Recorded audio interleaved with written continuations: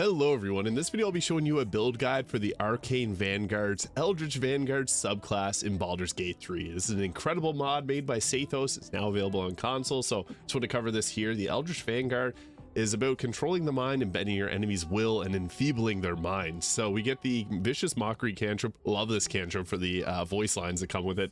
We also get the Friends cantrip, which is quite useful.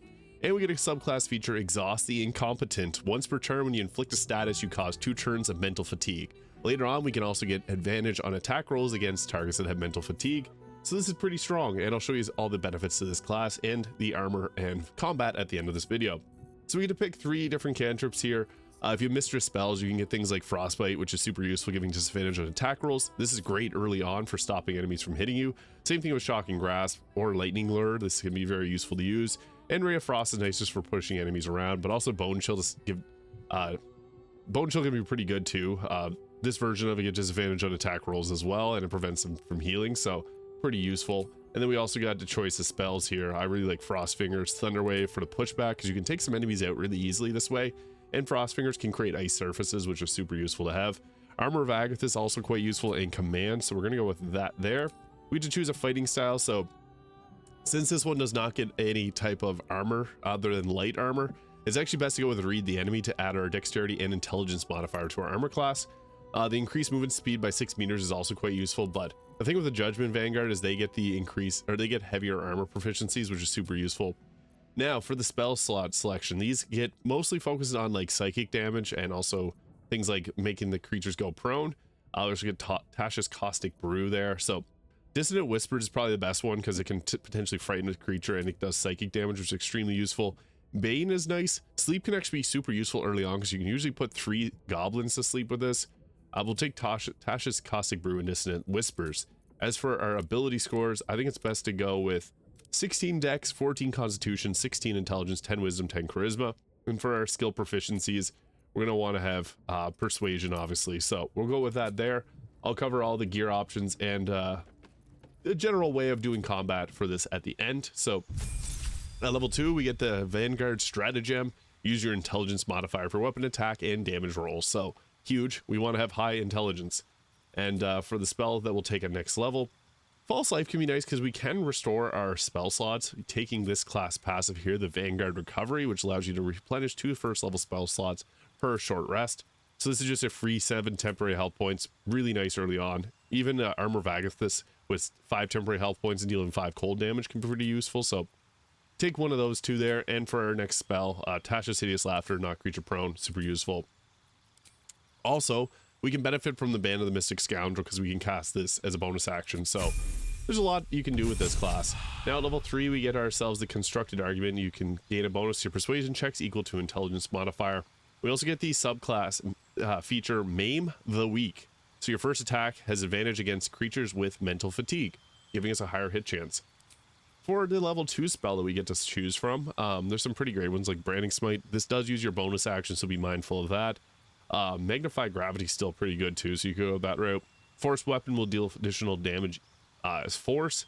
Maximilian's Earthing Grasp can restrain targets and deal a bit of extra damage. Citadelic Snowball Storm is also pretty good, 3d6 cold damage. And then our level 2 spell, Hold Person, by far the best choice here, so we're going to go with that. And what's nice about Hold Person, it's another spell we can cast as a bonus action.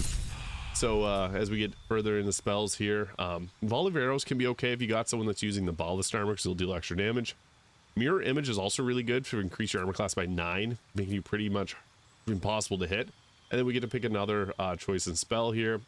Tasha's Mind Whip is pretty nice, so if psychically lash out the target, prevent them from taking bonus actions or reactions for 1 turn.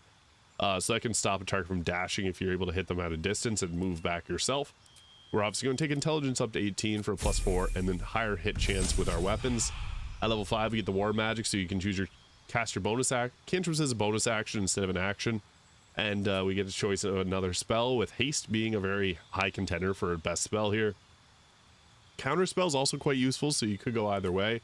Then we also have things like Thunder Step, which is Misty Step that does 3d10 thunder when you leave an area. Tidal Wave, which is also really useful because it can set up wet, which is going to be one of the best damage sources. If you want to use lightning or cold, you can hit really hard with both of these, especially in combination with haste. So we'll take haste here. And then Fear is another really good spell because this can hit in a cone and makes targets fearful, giving disadvantage on ability checks and attack rolls, and they drop their weapon, which you can pick up. So that's really huge. We also got Animate Dead there, which is quite nice to get, but we'll continue on here. At level 6, we get the follow, +3 to attack rolls when attacking after casting a spell. Pretty useful. And then we get the choice of another cantrip here, so Bone Chill's pretty good. And then our next spell, I think Tidal Wave it makes the most sense here because setting up double damage is extremely useful. And then we get to pick another level 3 spell, so Enemies Abroad can confuse an enemy, which is pretty nice. Vampiric Touch can be a good healing spell if you want something like that. Phantasmal Force, deal a damage type to a creature each turn, and it can be alright, but I think that Vampiric Touch can be a good one, especially if you're in a pinch and need a little bit extra healing.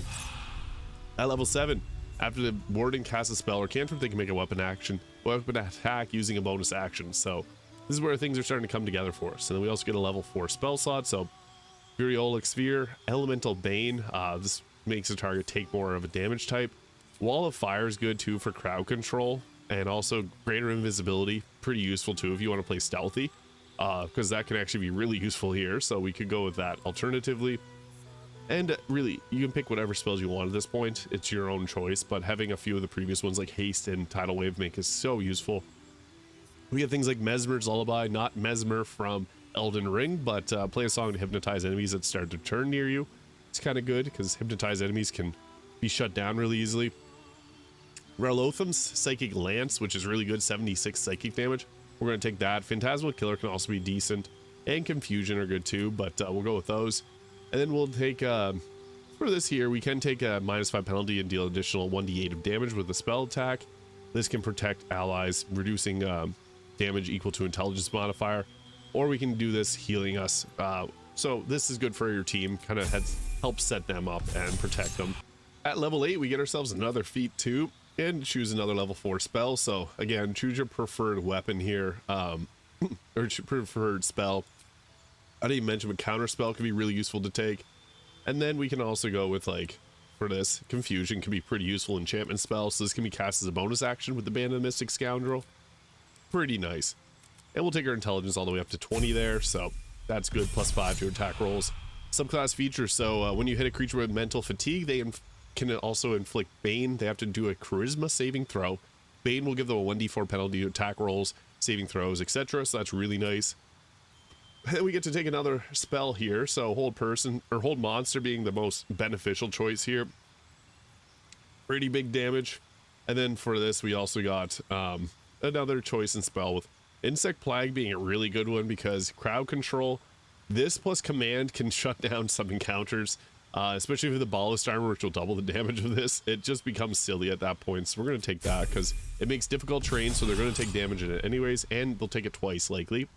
And if you have command, they can just stay in it continually. Liberated Spellcasting. When you kill a creature, you can cast a level 1 spell without expending a spell slot. You can use this one for short rest, so we get further free spells. Really nice. And for our next level spell, it's, again, your choice at this point, because we got everything we need for the build, so you could go with Silence for a bit of crowd control. I'm just going to go Wall of Fire, because that's pretty good crowd control as well. And also for this, Synaptic Static. Detonate Synaptic Psychic Energy, inflicts targets a 1d6 penalty, attack rolls, ability checks, and constitution saving throws. Pretty good. Psychic damage. It does require concentration, just to be mindful of that. At level 11, this is where we get our most powerful spells. And we get Tactical Strikes. When you attack, you add your intelligence modifier to the weapon damage. Huge. And then we also get a spell like Wall of Ice, which is extremely useful. And we get spells here like Create Undead, which is really nice. Harm, which will do 14d6 of necrotic damage, reducing a target's health points. So for level 6 spell, that's pretty good. If you want a Mummy, it can be good for tanking. And then also, yeah, it's just a good choice you can go with. For our final feat that we'll choose, we're going to choose a spell here. Blade Barrier being another fun concentration-based crowd control spell that we got. Globe of Invulnerability is probably the best choice here, because this can literally save you in the Answer fight and many other fights in the game. Super useful. And then, like, Flesh's Dome can be okay. It's, and Eye Bite can be also pretty good. These are concentration based, so they can be nice. Contagion's actually cool because you can use this outside of combat to set up. Banish, Slow, like there's a good choice of spells here if you want something a little different. But Psychic Crush, I forgot to mention this, 12d6 psychic damage. That is a like one-shotter, especially if you have the Resonance Stone, double damage. It's huge. I would recommend going with alert, but just to show off the max potential. Dexterity will go so +1 armor class and +1 to our initiative. So I'll show what that can look like. Now for our armor class, we got, I have this on because anytime we inflict a status, we do mental fatigue for 2 turns with the target. And this can do acid, chilled, or burning conditions if you choose the elemental age here. What's also really cool is we can, if we had the dual wielder, we could 2-hand this, but there's a little cheese that you can do if you're taking a weapon. Like if we were to use like the Belm in the offhand, I'll just, for example, I guess I can't equip that. But if we take a weapon in our offhand and use this, we can use the elemental age and buff up our weapon. So I guess we'll just try to, I guess this one doesn't actually work similar as the other one, but this will give us the chilled, which will, whenever we use that, the target becomes vulnerable to cold damage, which can further enhance what we're doing in combat, which is really nice. But I'd also recommend for a weapon to go with, you can go with Shire Spear in the evening if you're playing a evil playthrough, because that's extremely useful. I also really like to go with the Justiciar's Scimitar. So this gives, if you have advantage, you have a chance of blinding your target, which is a status, and this can just continually blind the target. So we'll go with that and a shield. 25 armor class, but I'm using this here, which is just a clothing mod. So I'll put on what's probably the best choice for this build with the, you can go ballast armor and go with something that's going to be like a piercing weapon, so like the Shire Spear there. You could also go Helldusk armor if you really want to, but we got the benefits to wearing clothing, so we're going to put on a clothing option, trying to find the Robe of the Weave there for 10 armor class. So this gives us 27 with that +2. So +4 from dexterity, +5 from intelligence, 3 from shield, 1 get the ring of protection, boots, and cloak of protection. Hood of the Weave for +2 spell safety and spell attack rolls. And same thing, +1 from that, +2 armor class. So we're pretty buff with this. I also like Helldusk gloves for +1 spell save DC and spell attack rolls. This is the best in slot for the Arcane Vanguard because it's good for weapon attacks and spell casting, which is what we do both. So I'll show off what this looks like in combat, and then we'll just go over some closing thoughts on this build. It's extremely powerful though. So you typically want to apply Armor of Agathis to yourself.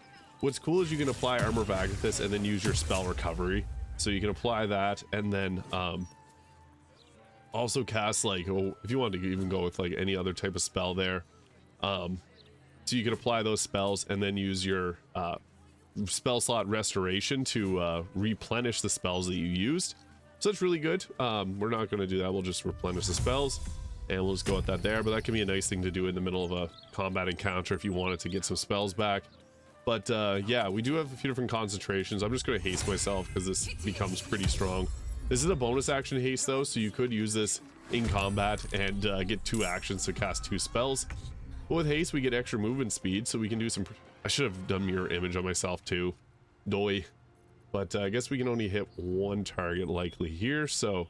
I guess we'll go with this here, incapacitate the target. Psychic Glance, and then we'll go and I'll drop a mirror image on myself just because I forgot to do that. So boom, we'll just end our turn at that. So now our armor class is a high 38. We're pretty hard to hit, and they have to roll a really high number to be able to hit us, so we're going to get missed by pretty much every attack that comes at us. And that's the beauty of it, because this class is tanky and a spellcaster. We don't even have armor on. This is going to be a pretty fun little journey here. We're just going to completely destroy the people that are in front of us here. This would one-shot him probably, but what's cool is we can go with this here. So we'll drop a tidal wave.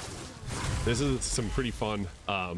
We took her out with tidal wave somehow, and now they have the wet status applied to them, which people that know me know I like to drop some snowballs or some cold damage, so we can go boom with that, and it took him out, and it took him down to half health, so pretty useful. And then we still have our bonus action, which can do some pretty funny things. So we'll just run around here, and we'll see you later with a thunder wave. Goodbye. So yeah, this is quite strong. As you can see, we just control the battlefield. I'm not even using like any of the fun spells yet, but I don't want to, since I have haste up, that just causes some complications. So she was silly to not run into her darkness where she would have been safe. We can run up here, lose the blindness. Now typically you would want to drop a hold person and then just go into an attack. That's kind of the best strategy for this. but we can abuse a few different things here. Like, we can literally just end her right here. I'm not sure if that will work. I guess we could try it, or we could use Psychic Crush being the most powerful spell that we got. So if this doesn't take her out, we'll use Thunder Wave, and that took her out. 86 psychic damage. Crazy. So yeah, we're very strong. We can tank a lot of fights pretty quick and easy. And yeah, you want to use your Hold Person, your Fear. Band of the Mystic Scoundrels I mentioned is another good ring, because these can be cast as bonus actions as well. Command being another really useful spell. A good combination is putting Insect Plague down, Command, and even like dropping Tidal Wave, Frost Fingers to create an ice surface, then putting Insect Plague so it's double difficult terrain, and Slippery Surface so they keep falling in the ice, and then using Command to drop, because Command doesn't require any concentration, so that's a nice thing about it. My haste is almost over, so I just want to show it off again. Just a quick another combat encounter. So we lost our haste, and we're gonna lose our mirror image. We're probably gonna get wrecked in this fight, but I still want to do it anyways, just for the fun of it. So with this, what's cool is we can, I guess I can also, a nice bow. We have the Hellrider longbow for the +3 initiative, but we can go with Gaunter Mail, which gives us another version of haste, which we can haste ourselves, and then we got the double action, and then we can go ahead with some pretty fun shenanigans. So I'll just drop down another Tidal Wave because this is super useful. We're getting to a fight. I'm not going to win this because it's very hard to solo these amount of guards. But what we're going to do is go with our Frost Fingers here and try to hit as many people as we can. We could also go with like a different type of crowd control. Like if we wanted to use Hold Person, that could actually shut down a lot of people in this fight. But I guess we'll go with, we can even go with like a Synaptic Static here, which could be pretty useful. I do have a haste concentration, that's right. So I guess we'll use our Frost Fingers here. We'll try to hit multiple with it, because sometimes you can. Yep. I think that hits both. Boom. And that creates frost, which will, yeah, cause people to slip and fall. So then we also have the ability to cause like some crazy stuff to happen with like our Bone Chill or our Thunder Wave being a really useful one. And then we can stop people from being healed. This is going to be rough, so I probably will just end this video here, because typically you want to have either a concentration up at all times, whether that be Hold Person or Insect Plague or Haste, one of the three. And then you can crowd control with like, I like using Water and Ice because that can just create a difficult terrain very easily for targets to become controlled. And if you have a target that has a concentration, creating an ice surface on them, similar to Sleet Storm, will upset their concentration, because if they slip, they lose their concentration. So be reminded to use like Nier's Boots as well. And we're also like blocking everything, like, because we have such a high armor class, even after losing our even after losing that, we still have 29 with the Celestial Haste, so we're pretty tanky. But this is funny, they're all just coming towards us here. Finally got hit. Concentration saving throw made, because if we lose our concentration on haste, that's not good. But I guess I'll, oh, they're getting healed there. They stood up just to get healed. I wish we had a crowd control spell. I guess we have Tidal Wave. We could hit them with Tidal Wave and another cold spell, but yeah, he slipped and lost his turn. So that's typically what we want to have happen in every encounter, is people slipping and losing their turn. I guess I could go and drop another Tidal Wave, which is not ideal. Oh, that took out a few of them, and it knocked some of them prone. So yeah, this is kind of a cheese combination. If you did have a concentration setup, you could go with a combination of like Wall of Ice after that, but this is going to create ice surfaces again. So then they also have the weakness. Oh wow, he's almost done. So we can just yeet. I don't want to lose my concentration, but we could. We'll try to knock him down there. Yeah, we'll see if that will work. Yeah, displaced him, took that one out. So that was really good. Double kill, sweet. We're actually doing not too bad in this. The ice surfaces carries heavy weight. Linked to the ethereal plane. Oh, geez, where did they come from? But yeah, this is a fun build. The Eldritch Vanguard in Baldur's Gate 3. Shout out to Saethos for making this incredible mod. It's a whole lot of fun. Now available on console. Please hit that subscribe button below if you enjoyed this video. Thank you so much for watching, and I'll see you all in the next video.